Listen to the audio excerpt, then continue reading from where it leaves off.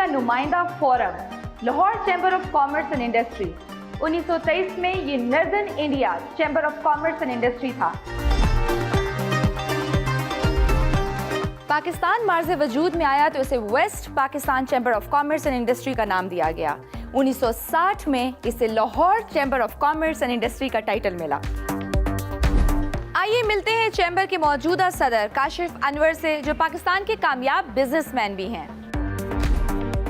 अस्सलाम वालेकुम, क्या हाल है आपका? आप कैसी हैं जी? आप खैरियत से हैं? अल्हम्दुलिल्लाह। Chamber of commerce and industry का बुनियादी मकसद क्या है?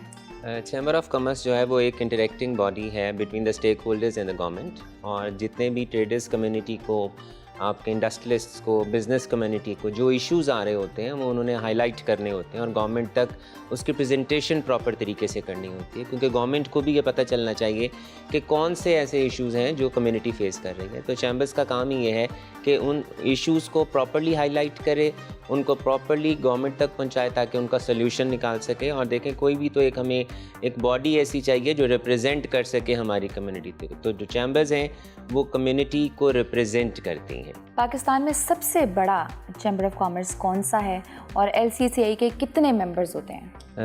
Lahore chamber is one of the biggest chambers of Pakistan. Karachi chamber भी बड़ा है, लाहौर चैम्बर भी बड़ा है, और हमारे तकरीबन 32,000 मेंबर्स हैं, और हमारे हर साल मेंबर्स इंक्रीज़ हो रहे होते हैं।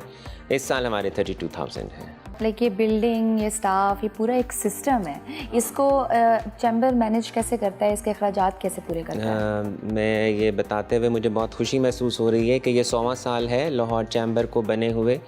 और बिल्कुल जी, ये हमारी मेंबरशिप फ़ीस होती है, हमारे मेंबर्स जो बनते हैं उनसे एक फ़ीस ली जाती है साल की, और बाकी हमारे कुछ और भी ऐसे फाइनेंशियल जहाँ से हमें असिस्टेंस मिल जाती है। कुछ बिल्डिंग है हमारी जो हमने जहाँ से रेंट आ रहा होता है, बाकी और कुछ ऐसे काम हम कर रहे होते हैं जिससे हमें जो रेवेन्यू है वो जनरेट हो जाता है। उसकी वजह से फिर हम सारे हमारी बहुत बड़ी एक R&D की टीम है, हमारा स्टाफ है, हमारी मेंटेनेंस है, तो हम फिर वो तमाम एक्सपेंडिचर्स को वहाँ से पूरा कर रहे होते हैं। LCCI का सालाना बजट कितना है? देखें, इट वेरीज़, हर साल बजट चेंज होता है। आप अगर मुझसे ये कहें कि पाकिस्तान का अगले साल का बजट कितना होगा, तो वो अगली वक्त जो मैनेजमेंट आएगी वो उसको ज़रूर देखेगी, लेकिन हम अपने एक्सपेंडिचर्स के मुताबिक उस बजट को बनाते हैं, क्योंकि हमने बहुत से सेमिनार्स भी करने होते हैं। और आप जितने सेशंस करेंगे, जितने आपके इवेंट्स होंगे, आपके अखराजात उतने ज़्यादा होंगे। तो ये हर साल चेंज होता है, इनकम के मुताबिक हम इसको चेंज करते रहते हैं। देखें, इसमें डिफरेंटली हम इनकम के मुताबिक अपने एक्सपेंडिचर्स को लेकर चलते हैं, तो हम लेकिन कोशिश ये करते हैं कि अपने अखराजात को अपनी इनकम्स के मुताबिक लेकर चलें। और चूँकि हमारे पास कोई और सोर्स नहीं है, ना हम गवर्नमेंट से पैसे लेते हैं, ना हम डोनेशन लेते हैं, हम अपने बजट को अपनी इनकम के मुताबिक लेके चलते हैं। तो वो जो हमें it varies. Member of chambers बनने के लिए क्या तरीक़ाकार है? सबसे ज़रूरी है कि आपको अपने इनकम टैक्स में रजिस्टर होना चाहिए। हमारा कोई ऐसा मेंबर नहीं है जो फाइलर ना हो।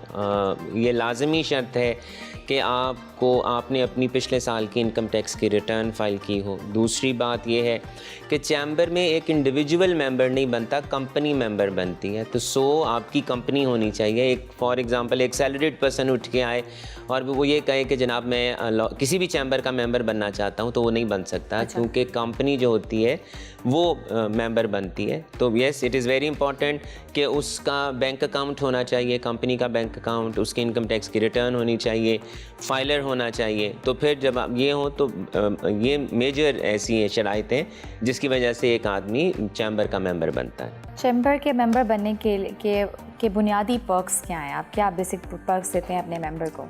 देखें, हम पर्क तो कोई नहीं देते, लेकिन फ़वाइद बहुत से दिए जाते हैं। एक तो जैसा कि मैंने आपसे कहा कि आवाज़ उठाई जाती है, और तमाम सेक्टर्स की अपनी एसोसिएशंस नहीं होती। आप अगर किसी मार्केट में, अगर किसी डिपार्टमेंट से आपको इशू है, किसी सेक्टर स्पेसिफिक जिसकी एसोसिएशन नहीं है, उसने कहीं से तो अपनी आवाज़ उठानी है। तो सबसे बड़ा फ़ायदा आप प्लेटफॉर्म देते हैं। जो प्लेटफॉर्म मिल जाता है कम्युनिटी को। दूसरा, हमारे लाहौर चैम्बर में हमारे बेसमेंट में हमने बहुत से ऐसे काउंटर्स बना रखे हैं जिससे हमारे मेंबर्स को फ़ायदे पहुंचते हैं।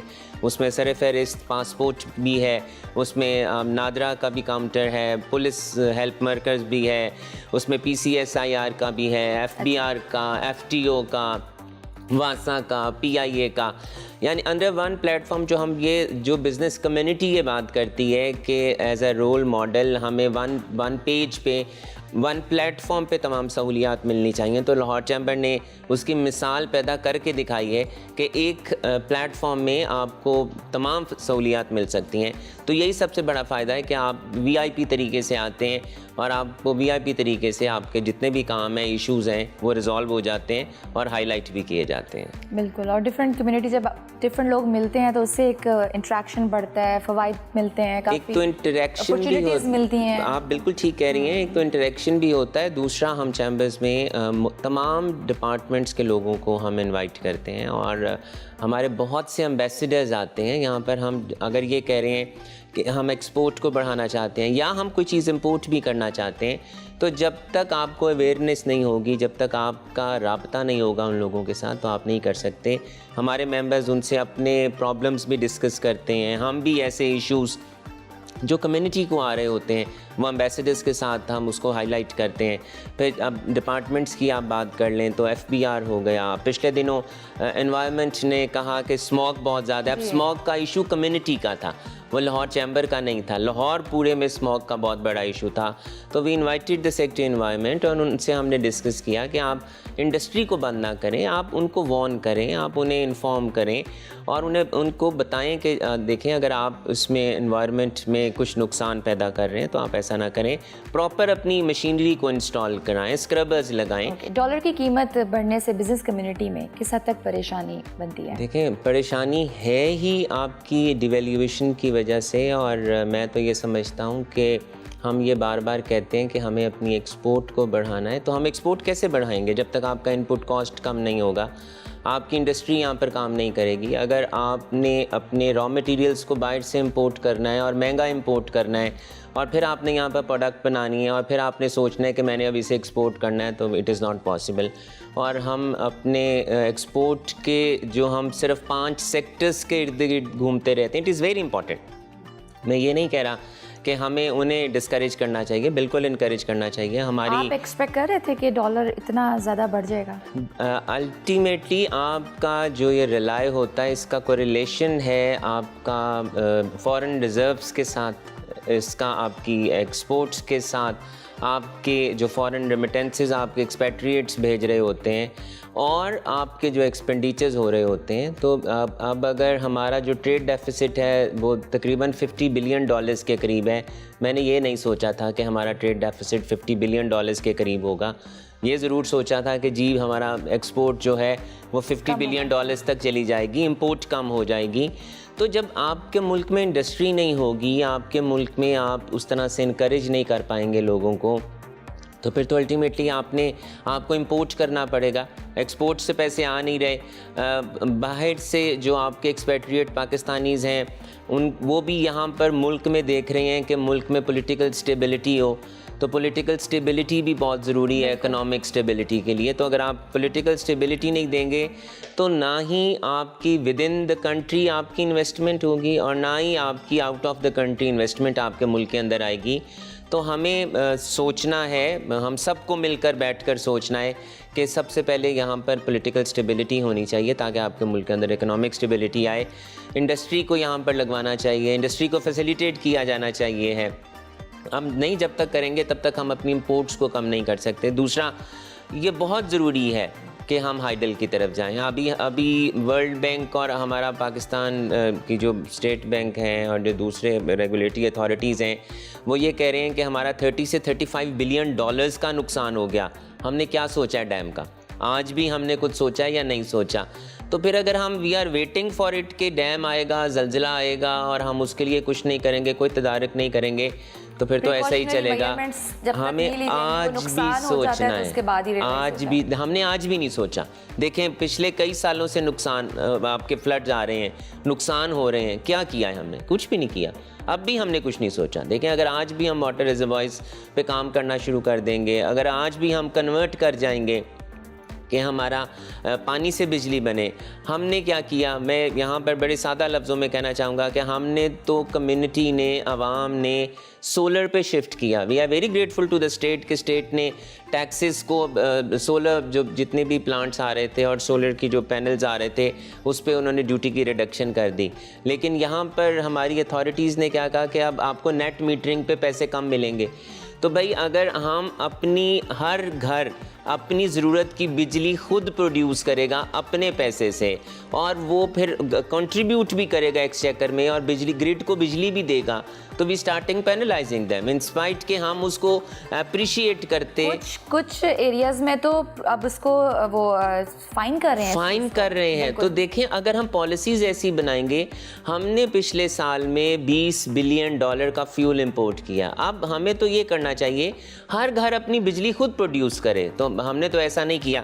तो हमें बहुत सी ऐसी पॉलिसीज़ की तरफ देखना है कि हम कंट्रीब्यूट कर सकें और हमें हर अच्छे काम को फैसिलिटेट करना चाहिए। तो देखें अगर हम बेहतर तरीके से करेंगे तो ज़रूर बेहतरी आएगी। डार साहब जब वज़ीर ख़जाना बने तो डॉलर कुछ दिनों के लिए तो नीचे आ गया, अब फिर ऊपर जा रहा है। देखिए बात यह है कि हम यही एक्सपेक्ट कर रहे थे कि हमें क्या अल्लाह ताला का शुक्र अदा नहीं करना चाहिए कि हमने डिफ़ॉल्ट नहीं किया? क्या हमें इस बात पे IMF का शुक्रिया अदा नहीं करना चाहिए कि 7th और 8th रिव्यू हमारा अप्रूव हो गया?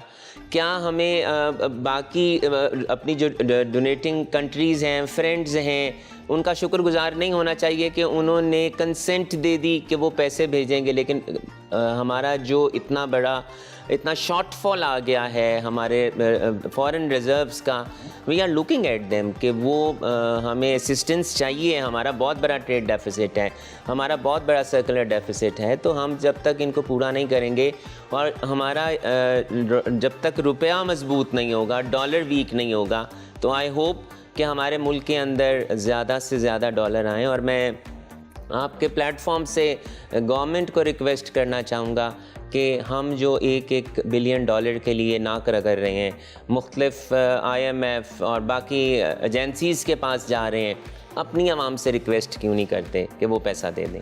आपकी आवाम के पास ऐसा बहुत सा अनडिक्लेयर्ड पैसा है जो वो डिक्लेयर करना चाहते हैं, और हमें इस बात को अब समझना होगा कि हम दूसरों के पास जाएं, हम आवाम के पास आ जाएं, आवाम को हम ये कहते हैं फेवरेबल इन्वायरमेंट भी देना चाहिए ना, जहाँ वो अपने शासक को या अपने पैसे को अल्टीमेटली देखें। अल्टीमेटली आपके पास बहुत से हमारे अनडिक्लेयर्ड पैसा है, हमें उसको सिस्टम में लाना चाहिए। We have to convince IMF कि हमें ऐसे, क्योंकि देखें अगर हम आज भी उस पैसे को इकॉनमी के अंदर नहीं ना लाएंगे तो वो कंट्रीब्यूट नहीं करेगा। हमें उस पैसे को इसलिए इकॉनमी के अंदर लाना है और उससे उनका भी फ़ायदा होगा जो ये शोर मचाते हैं कि हमें ऐसी फैसिलिटीज़ अनडिक्लेयर्ड पैसे को नहीं देनी चाहिए। अल्टीमेटली जब पैसा किटी में आएगा तो आपका रुपी स्ट्रांग होगा। और मैं ज़ाती तौर पे समझता हूँ कि हमारे रुपए को वर्सेस डॉलर 170 से 175 पे आना चाहिए। मैं खुले लफ्ज़ों में कह देता हूं कि गवर्नमेंट को एक एमनेस्टी अनाउंस करनी चाहिए।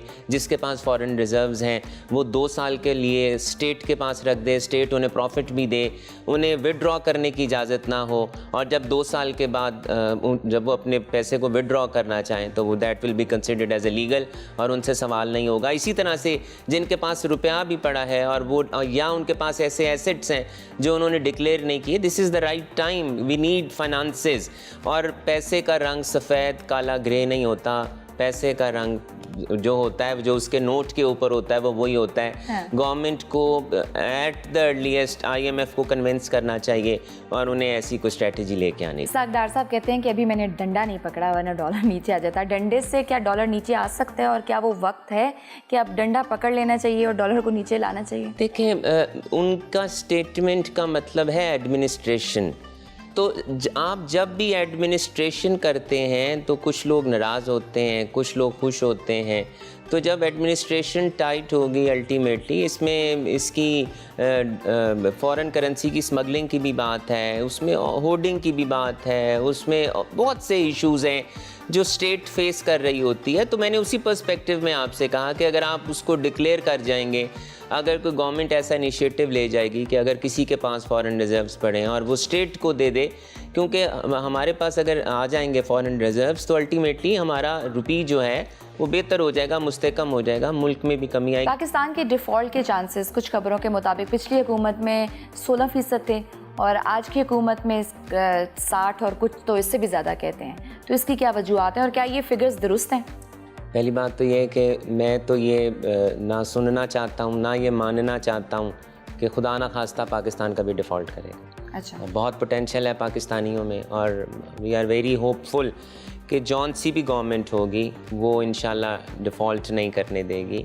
और हमें दूसरे मुल्कों के एक्सपीरियंसेस से सीखना चाहिए, हमें उन एक्सपीरियंसेस को करना नहीं चाहिए। हमें श्रीलंका के एक्सपीरियंस से सीखना चाहिए, हमें अपने एक्सपेंडिचर्स को कम करना चाहिए, हमें ऐसा फ्रेंडली एनवायरनमेंट देना चाहिए कि ज़्यादा से ज़्यादा इंडस्ट्री लगे, हमें अपनी एक्सपोर्ट्स को बूस्ट करने के लिए काम करना चाहिए, हमें अपने एक्सपेट्रिएट्स पाकिस्तानीज़ को रिक्वेस्ट करनी चाहिए कि वो ये मुश्किल वक्त है पाकिस्तान, अगर ये ख़बरें गर्दे आम हैं कि पाकिस्तान खुदा ना खास्ता डिफ़ॉल्ट करने जा रहा है, तो हम सब की ज़िम्मेदारी है, चाहे वो पाकिस्तान के अंदर हैं चाहे वो पाकिस्तान के बाहर हैं, कि हमें पाकिस्तान को बचाना चाहिए। स्टेट की भी ज़िम्मेदारी है कि ऐसे एक्शंस लिए जा सकते हैं। देखें, प्रायोरिटी लिस्ट होती है, हमें प्रायोरिटी लिस्ट को सेट करने की ज़रूरत है कि हमने प्रायोरिटी लिस्ट को कैसे मैनेज करना है। इंशाल्लाह पाकिस्तान को कुछ नहीं होगा और इंशाल्लाह हमारी जौन सी भी गवर्नमेंट होगी वो बर वक्त और बेहतर फ़ैसला करेगी। अल्लाह आपकी ज़ुबान मुबारक करे और ये लोगों को सेंस आ जाए, हमारे पॉलिटिशियंस को ये ख्याल आ जाए। चलें हम अपने चैम्बर का ज़रा दौरा भी करवाएं, विज़िट करते हैं। Sure. Welcome back to Bakamaal.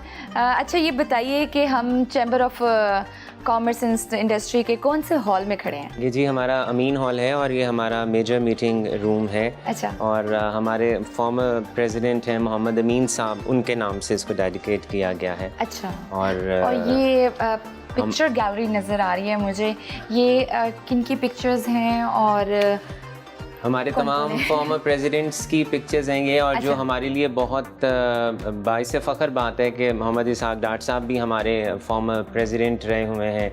अच्छा, हियर ही जी, इसहाक डार साहब भी रहे हैं। इफ्तिखार अली मलिक साहब फेडरेशन के फॉर्मर प्रेसिडेंट हैं, वो भी रहे हैं। और जो सबसे बड़ी बात है, मौजूदा वज़ीर आज़म मोहम्मद शहबाज शरीफ साहब भी हमारे फॉर्मर प्रेसिडेंट रहे हैं। सो यंग, तब वो 1985 में थे वो प्रेसिडेंट। और आजकल भी मौजूदा जो हमारे प्रेसिडेंट हैं फेडरेशन के, वो भी हमारे फॉर्मर प्रेसिडेंट हैं। और हमारे तमाम फॉर्मर प्रेसिडेंट्स ने मुख्तलिफ डिपार्टमेंट्स में काम किया है, मुख्तलिफ ओहदों पे काम किया है, कम्युनिटी को सर्व किया है, पाकिस्तान को सर्व। कितने प्रेसिडेंट्स वज़ीर ख़जाना बने? इसहाक डार साहब और शहबाज शरीफ साहब अपने वक़्त में अगर पंजाब में रहे होंगे तो, और सियासत में तो हमारे यही दो फॉर्मर प्रेसिडेंट्स ज़्यादा आगे आए। बाकी हमारे मुख्तलिफ जो डिपार्टमेंट्स हैं, मुख्तलिफ जो गवर्नमेंट के इंस्टीट्यूट्स हैं, वहाँ पर उन्होंने हेड किया है। अलमास हैदर साहब CEO हैं आजकल भी, हमारा जो इंजीनियरिंग डेवलपमेंट बोर्ड है उसके हेड हैं। तो देखें, हमारे जो फॉर्मर प्रेसिडेंट्स हैं वो कंट्रीब्यूट मुसलसल कर रहे हैं, आज भी कर रहे हैं। आप कब सूबाई और वफाकी वज़ीर ख़जाना बनने वाले हैं? देखें, इंशाल्लाह अभी ये टर्म मुकम्मल हो जाए और देखें इज़ अ लर्निंग प्रोसेस, और जब अल्लाह को मंजूर होगा इंशाल्लाह। क्योंकि मैं ये समझता हूँ कि जो तख्त व ताज है वो अल्लाह ताला के इख्तियार में है। तो जब वो चाहता है किसी को नवाजना, वो तख्त दे देता है। तो अगर मेरी किस्मत में होगा तो इंशाल्लाह ज़रूर मिलेगा। क्या एक बेस्ट इकोनॉमिस्ट बेस्ट वज़ीर आज़म बन सकता है? जैसे हम यूजुअली देखते हैं निगरान सेटअप्स में काफ़ी इकोनॉमिस्ट आए जो कि वज़ीर आज़म बने। देखिए, बात यह है कि मुख्तलिफ हालात, सिचुएशंस, अगर आप आजकल के हालात देखें तो यहाँ जो भी हो वो इसको नहीं कंट्रोल कर सकता। हमें डॉलर्स चाहिए हैं, तो आप एक अच्छा किसी को भी बिठा दें तो वो डॉलर्स ऐसे नहीं आएंगे।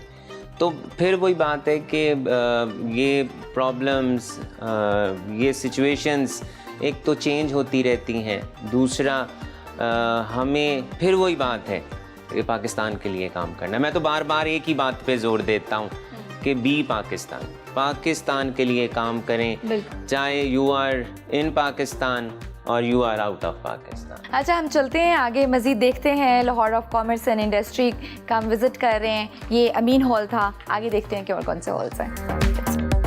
आई थिंक ये सोफर सबसे बेस्ट पार्ट है और बहुत शायद कम लोगों को ही पता होगा। सबसे खूबसूरत जगह है और the credit goes to our seniors कि उन्होंने इस प्राइम लोकेशन पे ये जगह ली और आज हम इस प्राइम लोकेशन से फ़ायदा उठा रहे हैं। बिल्कुल हमारे साथ रेस कोर्स ग्राउंड है, ब्यूटीफुल, सामने झील सी बनी झील है और ग्रीनरी देखें। और इसकी मुनासबत से मैं एक और पैगाम भी अपनी आवाम को देना चाहूँगा कि हमें प्लांटेशन करनी है, हमें बहुत ज़रूरत है अपने एनवायरनमेंट के लिए।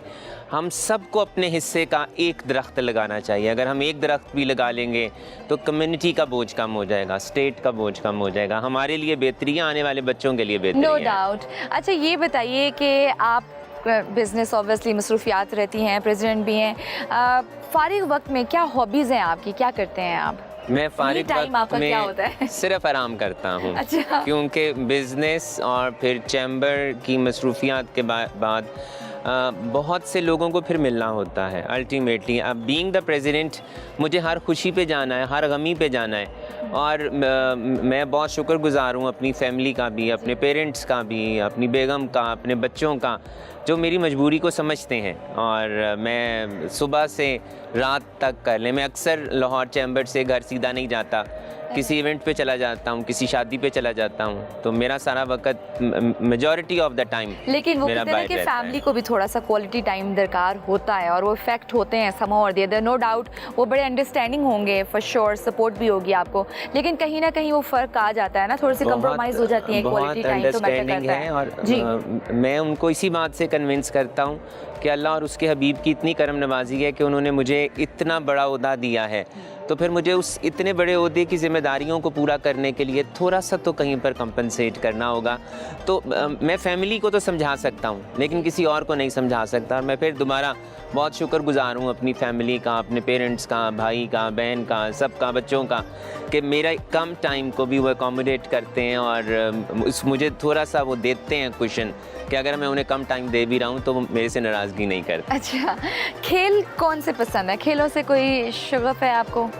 कोई ख़ास नहीं, क्रिकेट चल रहा हो फिर वही बात कि बी पाकिस्तानी, अगर हॉकी भी हो रहा है तो पाकिस्तान को जीतना है, क्रिकेट भी हो रहा है तो पाकिस्तान को जीतना है, कबड्डी भी हो रही है तो पाकिस्तान को जीतना है। शौक से कौन सा देखते हैं? क्रिकेट अगर चल रही हो, क्योंकि वो घंटे 1.5 घंटे का होता है, 2020 मैच होता है। नाम तो मुझे नहीं याद होते लेकिन ये ज़रूर होता है। अभी कतर में फीफा वर्ल्ड कप हो रहा है और अर्जेंटाइन को सऊदी अरेबिया ने हराया, वहाँ जश्न का समा था। पाकिस्तान में क्रिकेट के अलावा कोई और खेल क्यों नहीं फ्लरिश कर पा रहा? देखिए, हमारा तो हॉकी, स्क्वॉश, हम तो इसको पीछे छोड़ गए। फिर वही बात है कि हमें small term, medium term, long term policies बनानी है।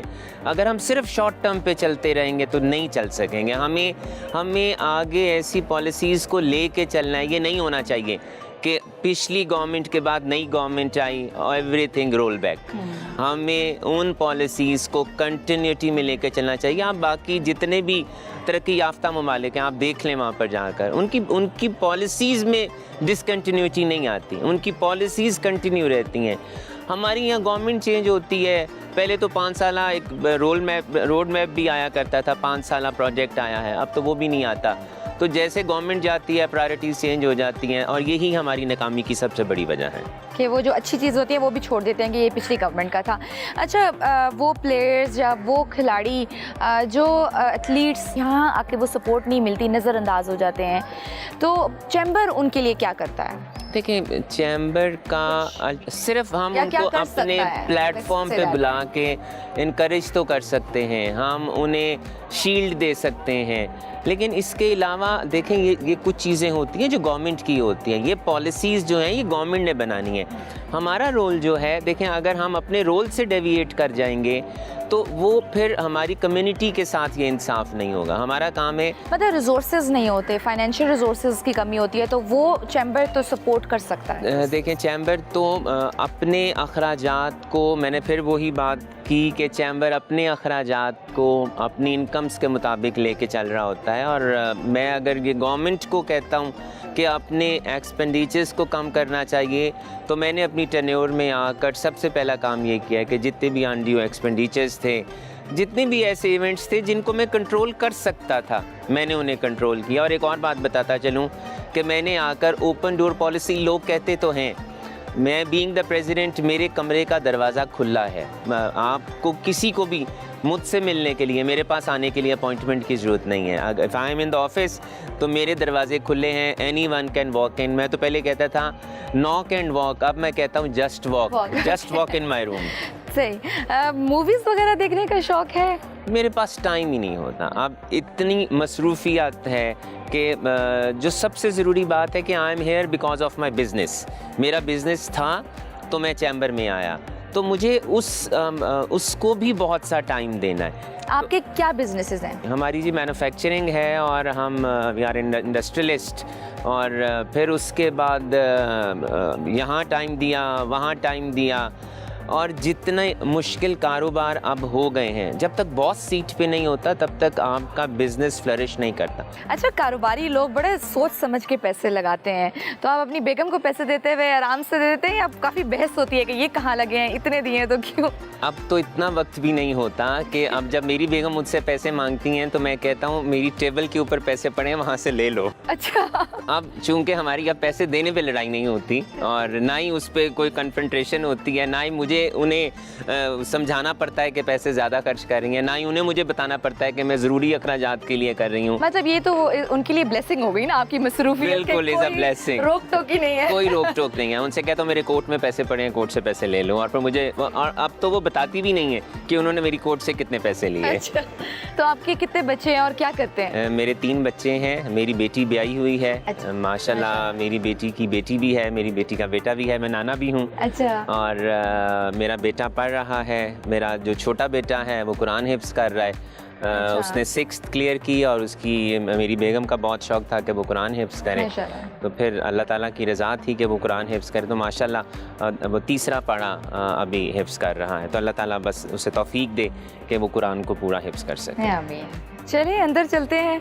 इतने खूबसूरत मौसम के बाद ज़रा अंदर बैठ के भी गुफ्तगू करते हैं। हाँ जी। ये कौन सा हॉल है? ये जी हमारा ज़ुबैदा हॉल है। अच्छा, और यहाँ पर भी बहुत से इवेंट्स होते हैं, एम्बेसडर्स आते हैं और डिग्नेटरीज आते हैं। अच्छा। तो यहाँ पर उनके साथ बैठ के मीटिंग्स होती हैं, हमारे मेंबर्स आते हैं। चैम्बर के सदर का इलेक्शन लड़ना कितना मुश्किल है और कितने पैसे लग जाते हैं? चैम्बर के सदर का चूँकि जी इस दफ़ा इलेक्शंस नहीं हुए तो मुझे नहीं पता कि कितने पैसे लगते हैं। अच्छा। और लेकिन अल्टीमेटली हर इलेक्शन पे एक्सपेंसेस होते हैं। हमारे तो दूसरा साल है अल्हम्दुलिल्लाह, अनअपोज्ड हो रहे हैं, और मेरे कोई पैसे नहीं लगे चैम्बर के इलेक्शंस पे। और देखें अब बात ये है जी कि पैसे लगे या नहीं लगे, आउटपुट कैसा था, रिज़ल्ट कैसा था, मैं कम्युनिटी के लिए क्या कर सका, मेरे टेन्योर में क्या हुआ। बहुत से ऐसे भी इंस्टीट्यूट्स हैं, इंस्टीट्यूशंस हैं जहाँ पर पैसे भी लगते हैं, आप सीट पे आ भी जाते हैं पर आप डिलीवर नहीं कर पाते। अच्छा, लेकिन आपके मुखालिफ तो कहते हैं कि बिजनेस कम्युनिटी की सपोर्ट तो थी, लेकिन आपके पास एक स्पेशल सपोर्ट भी थी जिसकी वजह से आप जीत गए थे ये इलेक्शंस, तो इज़ इट ट्रू? अल्हम्दुलिल्लाह, वालिदैन का साया सर पे होना बहुत बड़ी एक नेमत है, और मेरे वालिद भी फॉर्मर प्रेसिडेंट हैं अल्हम्दुलिल्लाह। और लेकिन मैं आपको एक और बात बताऊं कि मेरे वालिद हमेशा ये कहते थे कि मैं कभी भी तुम्हें रिकमेंड नहीं करूँगा किसी भी अपने फॉर्मर ऑफिस बेरर को कि तुम्हें प्रेसिडेंट बनाएं। जब मेरा ग्रुप समझेगा कि अब तुम कैपेबल हो तो फिर मैं तुम्हें ज़रूर कहूँगा कि तुम इस पे सोचो। और मैं अभी भी यहाँ पर ऑन कैमरा कह रहा हूँ कि मेरे वालिद ने किसी को नहीं कहा कि मेरे बेटे को प्रेसिडेंट बनाए। मेरे फॉर्मर प्रेसिडेंट अलमास हैदर साहब ने टेलीफोन किया मेरे वालिद को कि हमें तुम्हारे बेटे की ज़रूरत है, हमने उसे प्रेसिडेंट बनाना है। मेरे अब्बा ने कहा अगर आप लीडरशिप का फ़ैसला है कि उसे बनाना है प्रेसिडेंट, तो मैं अपने बेटे से पूछ लेता हूँ कि वो अपनी बिज़नेस के बावजूद क्या टाइम दे सकेगा। Welcome back. आप बताइए कि हम कौन से हॉल में हैं और अब तो आपके साथ बिजनेस कम्युनिटी से आपके फ्रेंड्स भी मौजूद हैं, इनका भी तारुफ करा दीजिए। ये हमारा एग्जीक्यूटिव कमेटी रूम है। अच्छा। और हमारी बहुत सी मीटिंग्स भी यहाँ पर होती हैं और इतना लेविश्ड रूम हमने अपनी एग्जीक्यूटिव कमेटी के लिए बनाया है कि यहाँ पर चूँकि ग्राउंड फ्लोर पे है, तमाम सर्विसेज भी उनको प्रोवाइड हों। अगर उनके कोई मेहमान आ भी जाएं तो वो यहाँ पर उनके साथ बैठें, और मीटिंग्स भी रहती हैं हमारी यहाँ पर, कोई गेस्ट आते हैं जिस तरह। इसका इंटीरियर भी बहुत प्यारा है, बहुत खूबसूरत है, इसीलिए हमने इसको एग्जीक्यूटिव कमेटी रूम डिक्लेयर कर दिया। पहले कहीं दूसरे या तीसरे कमरे पे फ्लोर पे था, कहीं बहुत दूर जाकर, तो कुछ ऐसे मेंबर्स जिनकी ज़रा तकलीफ़ थी उनकी टांग में, उनसे नहीं जाया जाता था, तो इसीलिए हमने इसको ग्राउंड फ्लोर पे कर दिया कि उन्हें बहुत ज़्यादा चलना ना पड़े और उनके मेहमान भी आ जाएं और उनको तमाम फैसिलिटीज़ भी एक ही प्लेटफॉर्म पे प्रोवाइड हो जाए। अपने फ्रेंड्स का भी तारुफ करा दीजिए। ज़िशान खलील साहब हैं, हमारे फॉर्मर वाइस प्रेसिडेंट हैं और इनका इंपोर्ट और एक्सपोर्ट से रिलेटेड इनका बिज़नेस है और ये भी बिज़नेस कम्युनिटी में एक नामवर शख्सियत हैं। मियाँ वकार साहब हैं, हमारे फॉर्मर एग्जीक्यूटिव कमेटी मेंबर हैं। बिज़नेस कम्युनिटी और ताजर पॉलिटिक्स में इनका भी एक बहुत नाम है। यूसुफ शाह साहब हैं, हमारे सिटिंग ईसी मेंबर हैं और one of the experienced EC member हैं हमारे, और काफ़ी हमें ये कानून के मुतल्लिक बताते रहते हैं कि कानून ये कहता है, कानून ये कहता है, और हम इनकी उन तमाम बातों को मानते भी हैं। और यूसुफ शाह साहब के वालिद साहब भी एग्जीक्यूटिव कमेटी मेंबर थे हमारे। तो जी हमारे तमाम जो भी एग्जीक्यूटिव कमेटी मेंबर्स हैं, दे आर वेरी लर्नेड और वो बहुत अच्छा कंट्रीब्यूट करते हैं हमें सजेशंस देने में, हमें गाइड करने में, हमें बताने में कि बिज़नेस, क्योंकि ये तमाम मुख्तलिफ सेक्टर से हैं। यूसुफ शाह साहब का ताल्लुक़ है केमिकल से, मियाँ वकार साहब का ताल्लुक़ है ऑटो से, और जिस तरह मैंने बताया ज़िशान का ताल्लुक़ है इंपोर्ट और एक्सपोर्ट से। अच्छा, मज़दूर तबके की मैं बात करना चाहूँगी कि कम अज़ कम कितनी दिहाड़ी होनी चाहिए आपके ख्याल में? देखिए, अभी तो जो मिनिमम वेज है वो 25,000 है, और सबसे पहली बात तो ये है कि हमें इस बात को ही इंश्योर करना चाहिए, बिज़नेस कम्युनिटी को भी, ट्रेडर्स कम्युनिटी को भी और गवर्नमेंट को भी, कि मज़दूर को उसकी तनख्वाह मिले, 25,000 कम से कम तनख्वाह मिले। और दूसरी बात, मैं ये भी रिक्वेस्ट करना चाहूँगा कि हम बहुत सी अल्लाह ताला की तौफीक से बहुत से काम करते हैं, हम डोनेशंस देते हैं, पर हम अपनी कम्युनिटी का ख्याल नहीं रखते। जैसा कि अपने मज़दूरों का ध्यान नहीं रखते, अपने मुलाजमीन का ध्यान नहीं रखते। तो पहले खेश फिर दरवेश, पहले हमें अपने मुलाजमीन, अपने जो साथ वाले लोग हैं, जो रिश्तेदार हैं, जो मार्केट की कम्युनिटी है, उनका ध्यान रखना चाहिए। फिर हमें फलाह के बाकी काम भी करने चाहिए। क्या ऐसा नहीं हो सकता कि दिहाड़ी के बजाय अगर फ़िक्स हफ्तावार या माहाना उनकी कोई तनख्वाह कर दी जाए इस तरह से, ताकि वो आसानी रहे, 25,000 इर्रिस्पेक्टिव ऑफ इंडस्ट्री बंद भी हो जाए तो? देखें, 25,000 जो तनख्वाह है वो है तो महाना ही, लेकिन देखें अब हमें दूसरे एंड को भी तो कंसिडर करना है कि जब तक इंडस्ट्री चलेगी नहीं, एक अगर इंडस्ट्रियलिस्ट है वो अपनी जेब से कब तक पैसा देगा? वो तो सर्कल चलाएगा तो पैसा देगा ना, वो माल मंगवाएगा, बेचेगा अपने प्रोडक्ट्स को, उसने बिजली भी लेनी है, बाकी भी डिपार्टमेंट से टैक्स भी है, बेशुमार टैक्स डिपार्टमेंट्स हैं, उन सब को उससे मिलना है।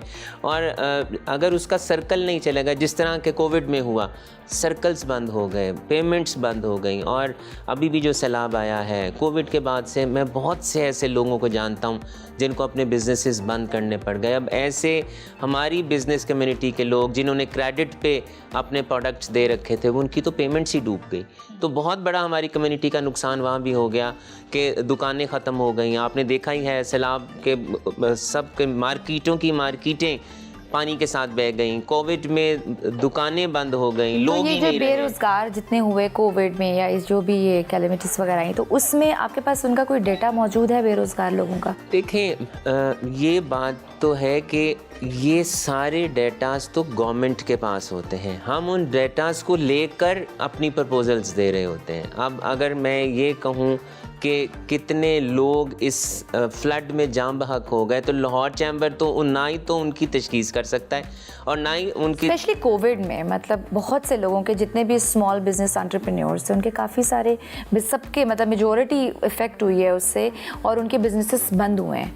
तो उनके लिए क्या कुछ ऐसा किया गया गवर्नमेंट के साथ मिलके? मैं I am very grateful to the government. उस वक्त की गवर्नमेंट ने बहुत सी ऐसी स्कीम्स उन्होंने अनाउंस की जिसमें ले ऑफ स्कीम भी थी कि अगर एक जो इंडस्ट्रियलिस्ट है अगर वो अपने मुलाजमीन को ले ऑफ नहीं करेगा तो वो स्टेट से पैसे ले ले, लेकिन फिर वही बात है उन मुलाजमीन के पैसे मिलेंगे जो रजिस्टर्ड हैं। अब हमारे एंटरप्रेन्योर्स या देखें, हमें अपनी कोताहियों को भी ठीक करना है और हमें उसको जो कानून कहता है, जो मैं बार बार कहता हूँ कि अपनी इनकम टैक्स की रिटर्न ज़रूर फाइल करें, डॉक्यूमेंट ज़रूर हों, अपने आप को डॉक्यूमेंट करें।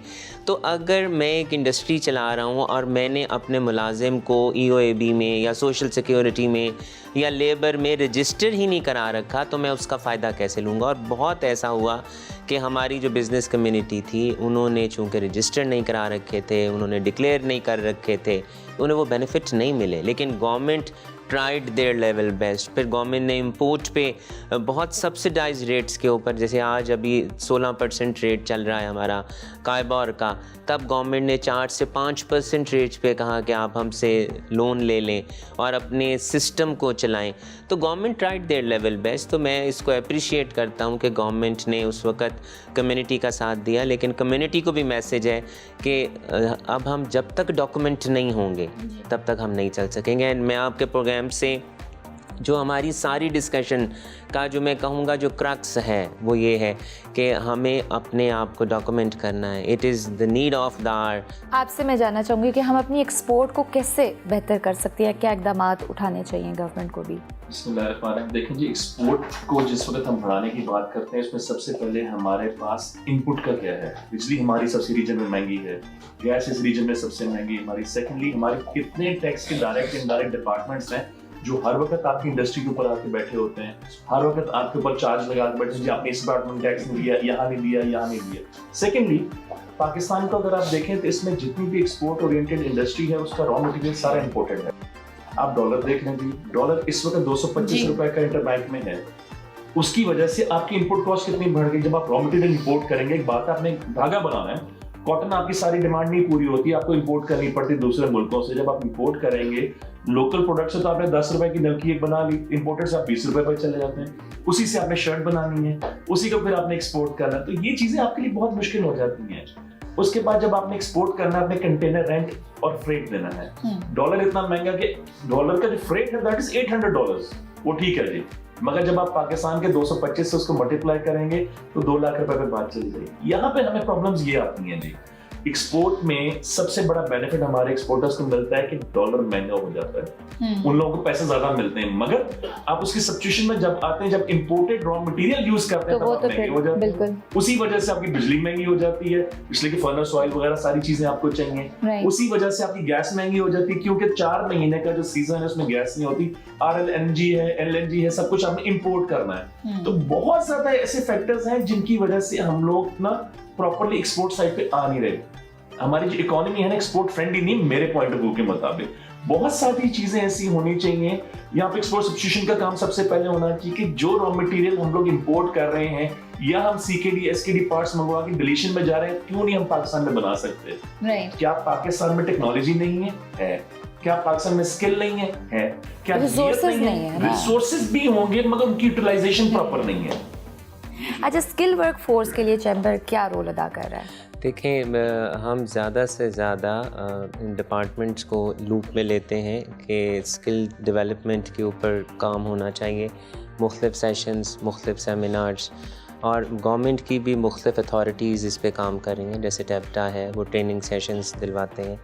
अब हम उनके साथ एक लाइजॉन में रहते हैं और डिपार्टमेंट्स भी जो हैं वो ये चाह रहे हैं कि जो the need of the industry है उसके मुताबिक वो अपने सिलेबसेस को भी आगे लेकर आएँ और उस तरह से वो ट्रेनिंग्स दें जो आगे उन्होंने ट्रेनिंग्स देनी है स्टाफ को। तो हम अब अल्टीमेटली हम एकेडेमिया के साथ भी लाइजॉन में हैं और वो हमसे बार बार यही चाह रहे हैं, अब यही पूछ रहे हैं कि what are the needs of the industry. अच्छा, आप उनके कोर्स में उस अपडेट करने में जी बिल्कुल, वो हमसे इनपुट मांग रहे हैं कि किस तरह के कोर्सेज हमें बताएं होने चाहिए, व्हाट आर योर नीड्स, कैसी होनी चाहिए। लेकिन बात ये है कि हमने तो अपनी मशीनरी की इंपोर्ट पे बैन लगा दिया।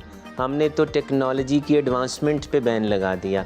हमने तो उस पे बिकॉज ऑफ कि हमारे पास नहीं है, हमारे पास रिजर्व्स नहीं है। ये मैं दुआ करता हूँ कि ये शॉर्ट टर्म ही स्पैन हो कि हमारी तमाम मशीनरी जो इस वक्त है जो क्लियर नहीं हो रही, आपकी टेक्नोलॉजी कैसे होगी, इंपोर्ट सब्स्टिट्यूशन कैसे होगी। हम जो कहते हैं जी कि हमने कंपेटिटिव होना है, हमने वैल्यू एडेड प्रोडक्ट्स बनानी है, जब तक नई मशीनरी नहीं आएगी तब तक हम अपने ख्वाब को कैसे शर्मिंदा ताबीर करेंगे।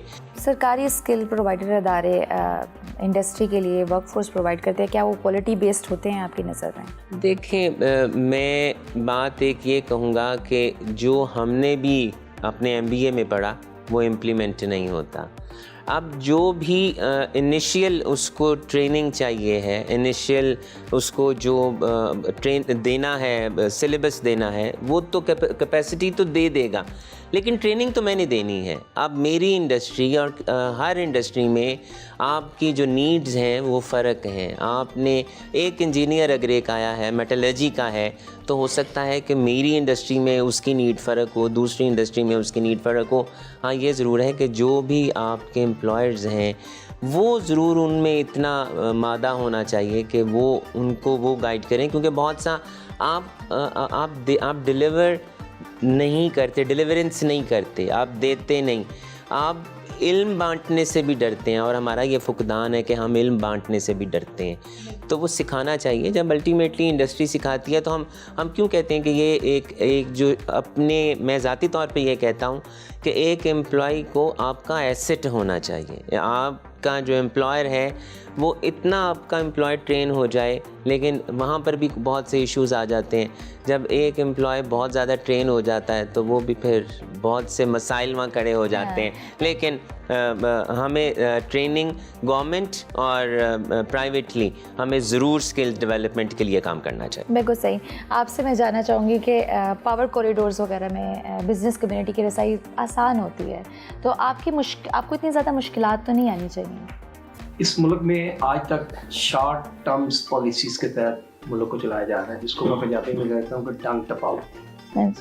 जब तक लॉन्ग टर्म्स पॉलिसीज़ नहीं होंगी, जो आखिरी तरफ बात प्रेसिडेंट साहब ने की है कि पॉलिसीज़ का कंटिन्यूशन होना बहुत लाजमी है। एक गवर्नमेंट पॉलिसी बनाती है, दूसरी आने वाली उसको पीछे डाल के अपनी पॉलिसीज़ ले आती है। इस मुल्क का कोई नहीं सोच रहा। जब तक हम पाकिस्तानी बन के पाकिस्तान के बारे में नहीं सोचेंगे, हम इस मुल्क को आगे नहीं लेके जा सकते। कौन सी हुकूमत में बिज़नेस कम्युनिटी के लिए बेहतरीन दौर साबित हुआ था? बड़ा मुश्किल क्वेश्चन आपने कर दिया है क्योंकि मैं ये समझूंगा पिछले 3.5 साल दौर में बिजनेस कम्युनिटी के ऊपर ये सख्त तरीन दौर चला है। अच्छा। क्योंकि हमारी इंपोर्ट जो सी हैं वो बढ़ती जा रही हैं, एक्सपोर्ट जो सी हमारी जा रही है। हमें बेसिकली चाहिए था कि हमें यहाँ पर चीज़ का रॉ मटेरियल पाकिस्तान में मौजूद है, हम उसकी इंडस्ट्री लगाएं। हम इंपोर्टेड रॉ मटेरियल की इंडस्ट्री क्यों लगाते हैं? उसकी हमारी कॉस्ट बढ़ जाए। यहाँ पर मिसाल के तौर पे हमारे पास नमक वाफर मकदार में मौजूद है, हम उसको एक्सपोर्ट कर देते हैं। हमें चाहिए था कि उसमें वैल्यू एडिट करके, इस वक्त इंडिया जो है सोडा इस्तेमाल करने वाला सबसे बड़ा मुल्क है, अब तक नमक वहाँ पैदा नहीं होता। हम उस इंडस्ट्री को बहुत हाईलाइट कर सकते थे, मगर हमने नहीं किया। हमने सिर्फ पैसा शॉर्ट टर्म में कमाने की कोशिश की कि नमक बेचे और पैसा जेब में डालें। ये नहीं किया कि हम अपनी एक्सपोर्ट जब वैल्यू एडिट करेंगे तो माशाल्लाह हम दुनिया के सबसे बड़े एक्सपोर्टर हो सकते थे सोडा ऐश के, मगर हमने जो कोशिश की। अच्छा, let me say that way कि एक तासुर है कि नून लीग की हुकूमत जब आती है तो ताजिर बरादरी बड़ी खुश हो जाती है, क्या ऐसा है? हाँ जी, ऐसा बिल्कुल है, क्योंकि हम ये समझते हैं कि वो ताजर है, उन्होंने बिजनेस। अब जैसे हमारे मियां शहबाज शरीफ साहब हैं, इस चैम्बर के प्रेसिडेंट रहे हैं 1982 में, तो साहबदार साहब भी रहे हैं यहाँ पर। तो वो ताजर दोस्त पॉलिसीज बनाते हैं जिसकी वजह से ताजर खुश होते हैं कि जी ये आ गए हैं तो हमारा कारोबार भी अच्छी तरह से चलेगा। राइट। लास्ट में मैं आपसे जानना चाहूँगी कि आपकी कामयाबी का राज क्या है, और आज हमारे जो जितने भी स्मॉल बिजनेसमैन हैं या एंटरप्रेन्योर्स हैं उनको आप क्या टिप देना चाहेंगे वाइंड अप करने से पहले? देखिए जी, मेरी कामयाबी का राज तो मेरी वालदा और मेरी दादी की दुआएं हैं। और मैं तो ये कहता हूँ कि जो मेरी दादी दुआएं दे गईं, अब तो वो दुआएं भी नहीं हैं। अब तो हमारे तो नानियाँ और दादियाँ भी इतनी मॉडर्न हो गई हैं, एडवांस हो गई हैं कि जो दादी दुआएं मेरी दिया करती थी, और मैं पंजाबी में कुछ कहूँगा भी कि अल्लाह ताला अर्शां दे पाग लाए, अल्लाह ताला इन्ना देवे जिन्ना खूहां दरियावां च पानी है, ये दुआएं अब नहीं रहीं। तो मुझे मेरी दादी की दुआएं लगी हैं, मेरी वालदा की, मुझे हर जगह पे सपोर्ट है। और मैं मुझे इस बात को कहने में कोई मज़ाइका नहीं है कि मेरी वालदा मेरा आज भी मेरी तमाम राइटिंग्स को पढ़ती हैं, मेरे तमाम इंटरव्यूज़ को सुनती हैं और उनमें से फिर गलती भी निकालती हैं, और फिर मैं वो कोशिश करता हूँ कि उस गलती को दोबारा ना करूँ, और मैं फिर उसको उनकी एडवाइस को फॉलो भी करता हूँ। और जहाँ तक SMEs की बात है जी, इट इज़ वेरी इंपॉर्टेंट कि डॉक्यूमेंट योरसेल्फ। आप डॉक्यूमेंट कर जाएंगे आप बच जाएंगे, अगर आप डॉक्यूमेंट नहीं करेंगे आप नहीं बच सकेंगे। तो मेरी सबसे ज़रूरी पहली और आखिरी टिप यही है, document yourself, have a good lawyer, और उस फील्ड में आएँ जिसका एक्सपीरियंस हो। पहले थोड़ा सी कहीं पर ट्रेनिंग ले लें, उसके बाद उस बिज़नेस को स्टार्ट करें ताकि आपका लॉस कम हो। अगर आप ट्रेनिंग ले लेंगे, प्रॉपर करें, बिल्कुल तैयारी से आएँ और ट्रेनिंग लेकर आएँ। अगर आप सिर्फ वॉक इन कर जाएंगे तो आपके लॉसेस के जो चांसेस हैं वो ज़्यादा होंगे। आप ट्रेनिंग लेकर आएंगे तो अल्टीमेटली आप किसी के एक्सपीरियंस से सीखेंगे, और यही सबसे ज़्यादा अकल वाली बात है कि आप एक्सपीरियंस खुद ना करें, किसी के एक्सपीरियंस से सीखें। बिल्कुल सही। चलें, इसी नोट पे अपने व्यूअर्स से इजाज़त चाहेंगे। देखते रहिए बाकमाल। मुझे दीजिए इजाज़त। अल्लाह हाफ़िज़।